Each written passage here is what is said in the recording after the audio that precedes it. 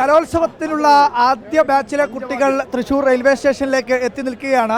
Revenue മന്ത്രി K Rajan ഉൾപ്പെടെയുള്ള വിദ്യാഭ്യാസ മന്ത്രി വി ശിവൻകുട്ടി ഉൾപ്പെടെ ആ ബാച്ചിലെ കുട്ടികളെ സ്വീകരിച്ചിരിക്കുകയാണ്. കലോത്സവത്തിന് ആദ്യ ബാച്ച് എത്തിക്കഴിഞ്ഞു. ഈ ബാച്ചിന്റെ പ്രത്യേകത പഞ്ചവാദ്യക്കാരാണ്. 5 വാദ്യങ്ങൾ ഒരുപോലെ അസാമാന്യമായിട്ട് അവതരിപ്പിക്കാൻ പോകുന്ന ഒരു സ്ഥലമാണ്. തൃശ്ശൂരിലേക്ക് സ്വീകരിക്കുമ്പോൾ ഒരു പ്രത്യേകതയുണ്ട്. അതിഗംഭീരമായിട്ടുള്ള മേളത്തിൻ്റെ നാടാണ് തൃശ്ശൂർ. സത്യത്തിൽ ഇത്തവണ ഒരു കലോത്സവമല്ല, തൃശ്ശൂർക്കാർക്ക് കൗമാരക്കാരുടെ ഒരു പൂരാണ്.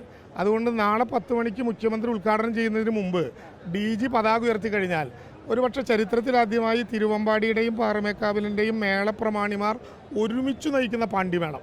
എലഞ്ഞിത്തറ മേളം എന്ന് കേട്ടിട്ടുണ്ടോ?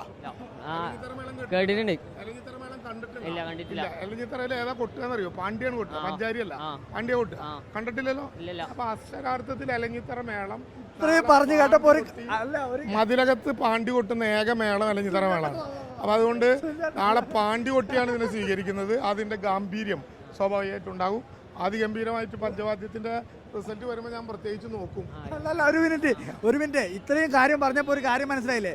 ഇത് കെ രാജ മിനിസ്റ്ററും സുനിലേട്ടനൊക്കെ ഗംഭീര മേള ആസ്വാദകരാ. അപ്പൊ കൃത്യമായിട്ട് നിങ്ങൾ കൊട്ടുമ്പോൾ കൃത്യമായിട്ട് നോക്കും. പഞ്ചവാദ്യല്ലേ?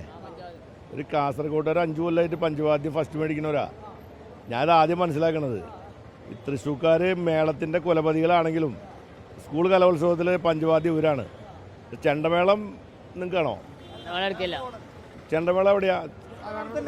തൃശ്ശൂരാവനെ പതിവ്. പക്ഷെ പഞ്ചവാദ്യം പോയി. ഇത്തവണ നിങ്ങൾ തന്നെ മേടിക്കാൻ നോക്ക്. ഇതാ മക്കളെ, അപ്പൊ കൃത്യമായി മേളത്തിന്റെ നാട്ടിലേക്കാണ് എത്തിയത്.